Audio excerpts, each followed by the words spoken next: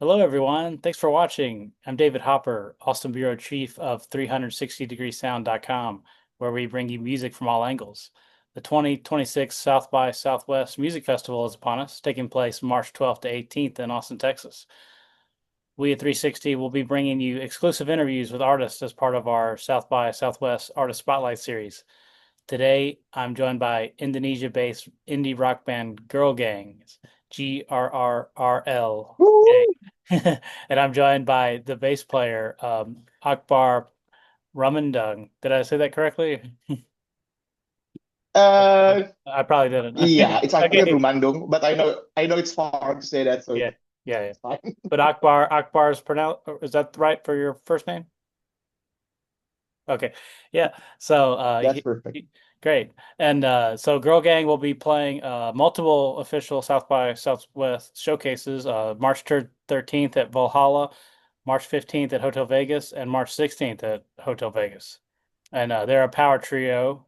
Um, Angie Sentana on guitar and vocals, and also Ido Alventa on guitar. Uh, Apologies if I mispronounced that. But so yeah, Akbar, thanks for joining us. Wonder if you could start by giving us a little introduction about the band. Uh, So, oh, I think Farhan, yes. we have some technical difficulties. I think it's lagging some.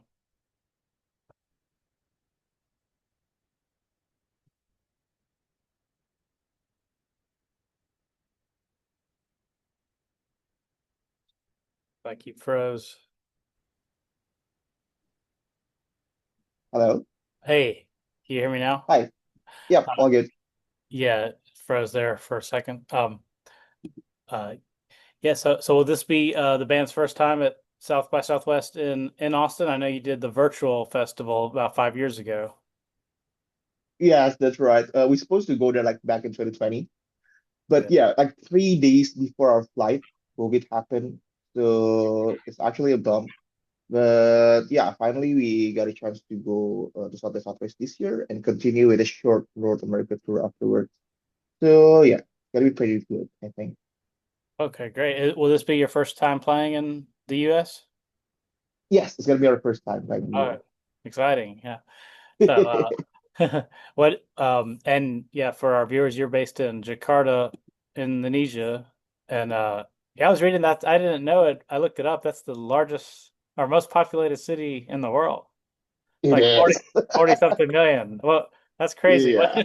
What's it like living there? Well, it's chaos to be Yeah. honest. Like it's like traffic everywhere. Yeah. And well, people tend to go to Jakarta to work. So we actually form our band in Yogyakarta. It's like another city, like 8 hours by train from Jakarta, where we used to study there as a college student. But yeah, we moved to Jakarta mostly for working. So other than band, we have like normal day job like every day. So yeah, the city is it's a bit chaotic because of the traffic because there's like a lot of people here and yeah, it's so different with the city where we used to be, the Yogyakarta, where it's a college city. It's more laid back, and everyone is happy, I think, because everybody's college student and all. But yeah, on the other side, we actually enjoy Jakarta so much because it's a new experience for us, and we are pushing 30, like all of us this year. So it's like a new page for Girl Gang to be living in a city like this. It's be chaotic, and we still try to manage our band in this city. So yeah, it's just a new page for Girl Gang. Mhm. Great. Uh, Yeah, so as I've mentioned earlier, it's Girl Gang, GRRL. I think of like, Riot Girl bands like, Slater That's Kinney right. and Yeah. Bikini Kill and stuff. And yeah, you, Yeah. you definitely do have bit of a punk sound, I'd say. Mhm. I guess how do you typically describe your music to people? uh Guitar driven, and then uh unapologetic sometimes, and yeah, just chaotic. Yeah, maybe if you came to our show, like mosh pit, circle pit, everywhere basically, whether it's a festival or small shows, it's just chaos. Like yeah, we're gonna bring it to the US like next week. So yeah, just be prepared, guys. Great. Oh, I'm excited. Ah, here's Angie. Hey Angie, how are you doing? Hi, so sorry, guys. Oh, no So problem. sorry for being late. Oh, it's okay. Glad you could join. Yeah, we just got started, and he was telling me about Jakarta and how chaotic it is. I just learned it's the most populous city in the world. I didn't know that. That's It is, yeah. yeah. Wow. But it sounds like y'all are excited to play the U.S. for the first time and get to come to South by in person in Austin. I know you did the virtual fest. I guess what are kind of your hopes and expectations for your South by experience?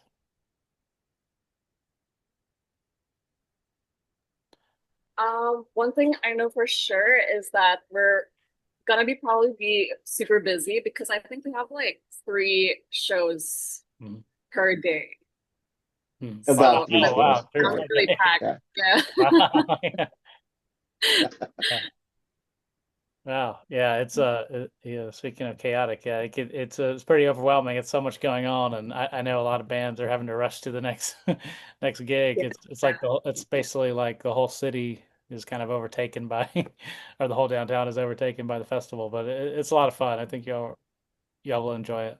Um, so I was listening to your latest maxi single online 24/7. It's 3 songs released last month, described on your Bandcamp as a quote, stark mirror to the paradoxes of modern life, where connection and isolation, violence and tenderness, noise and silence collide. I wonder if you could like tell us a little bit more about the inspiration for this batch of songs.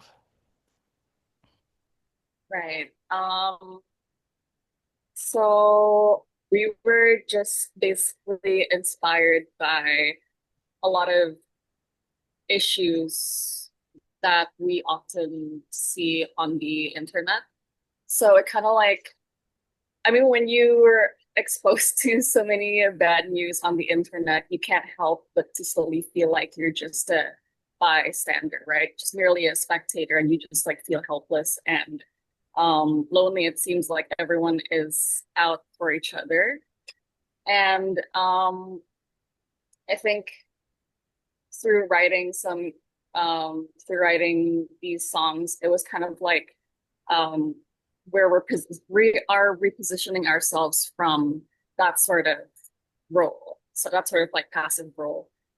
We wanted to try to understand as well why all of this was happening. So that's why we wrote a pretty powerful song like "Oh My Love" and "Lapdog" as well. So I think that's the way for me to like further explain and elaborate about it. Hmm. Great, thanks for that. So the band, I understand the band formed 10 years ago when you were in college. I wonder if you could talk some about how you think the band's kind of grown and progressed and over the last 10 years. Well, I think I can say that Angie and Edo, because they are the songwriter for Grrrl Gang, uh, they progress a lot.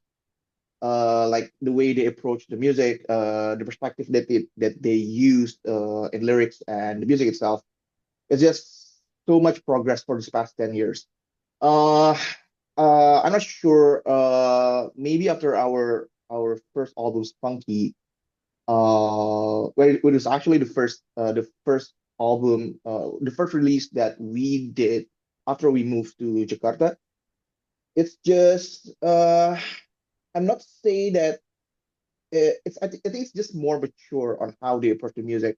Like the perspective is the theme is deeper than all the releases that we did back in Jogja, and then you can actually relate to all the songs because well, Angie write a lot of things about yeah personal stuff in Girl Gang, and somehow it speaks to a lot of people. And yeah, I can say that uh, there's so much progress this past 10 years. Well, in Edo, we have better infrastructure in Jakarta with studios, with producers and all, and it just make him. It just makes it easier for him to express himself through music because Edo is not actually a person that can speak his personal stuffs and yeah and things that well he's kind of close even to both of us, but with music he can just express himself like uh, to the full, and it happened like for these past 3 years like we can see how Edo actually progressed in approaching the music. So yeah, as a friend, I'm so excited to see both of them progressing that much. That's great. Yeah, thanks for that insight. No, that's great how you're able to express yourself better through song. So yeah, the debut LP was Spunky, came out a few years ago. And as I mentioned, you had this maxi single. Or are y'all hoping to record a full length pretty soon? Or And you should answer this question. Um, I hope we could. I really hope we can because it's a bit hard for us to find the time to sit down and write, especially like we're a lot more preoccupied with our 9 to 5s nowadays compared to music. So, but yeah, I hope we can start writing again this year, at least just a little bit. Mhm. Yeah. Well, yeah. I mean that sounds challenging, balancing a 9 to 5 with your music career. What are kind of Yeah, your what kind of your goals for the band? I mean, imagine you've continued to get more and more fans there in Jakarta, and here you have a U.S. tour coming up. So, kind of what are your kind of goals and I guess the coming year? a lot more traveling, I guess. Yeah, Yeah. more Like traveling. that's always like the goal I have for the band every year. Like, okay, we need to travel again. We need to go somewhere again. Yeah, That's it. yeah. Yeah, we always like touring and make new friends like everywhere. So yeah, that's why we always try to go somewhere that we never been before, like every year. And this time is the US. But next year, after the album, hopefully it's gonna happen. Yeah, we're gonna set for another tour maybe. Great. Uh, on average, about how many gigs are y'all playing a year, would you say? Hmm. So yeah, the situation is kind of different in Indonesia because unlike maybe the US or Europe or even the UK, where they usually have like a month, uh like a festival month and touring months kind of stuff. But in Indonesia, we actually have like festival every weekend Okay. for this past 10 years. So if I can count maybe 50, 60 per year. Oh, wow. Yeah, Yeah. because of the schedule, like we have local shows like every weekend, and then continue the festivals, and usually we play like 2, 3 shows per week. So yeah, yeah, as Angie mentioned, it's kind of hectic. So sometimes we don't have time to focus on our music itself. Well, yeah, maybe after the US for this time, yeah, we're gonna write something. Great. Well, from looking at the videos online, it looks like your live shows are a lot of fun, very high energy, and wonder if you could kind of tell us what to expect from your gigs at South by Southwest. What would you like the viewers to know? Why should they check you out? We just expect for everyone to have fun when they watch us. Like Yeah, that's the yeah, only thing we can think about yeah. for these things. Yeah. I saw in one interview, I can't remember if I think it may have been you, Akbar, but you were kind of talking about having nerves before a show and maybe feeling a little nauseated and stuff, which is understandable. Is that something you still struggle with, or are you? Is He it? does. Yeah, Yeah. It Yeah. but is. but It is. once you start playing, does it go away or? Oh yeah, yeah. Yeah, Usually yeah. when Just you play the bass, like when you have the bass, like it's just all gone. But yeah, before that, like 5 minutes before that, yeah. I'm gonna be in the toilet Yeah. to puke. Like Angie knows, like Yeah. I always did that before the show. Yeah. So yeah, I think it's just me. I'm Yeah. not sure. What about you, Angie? Like you still have that? Not really. I don't feel that nauseated that much anymore compared to like our early days, compared to Yeah. like our Right. very first stage, remember? And I just feel I still feel nervous, but more excited nowadays. Mm, right. Yeah. Yeah. Well, great. Well, I'm excited to see your show. Thanks so much for doing this. And again, everyone, this is Grrrl Gang, and they'll be playing at South by Southwest. Mini shows, but the official showcases are March 13th at Valhalla, March 15th at Hotel Vegas, and March 16th at Hotel Vegas. So make sure you check them out. Uh, thanks again, Angie and Akbar. Thank you. Thanks, See you soon. David. Take care. Bye. You too. Bye bye.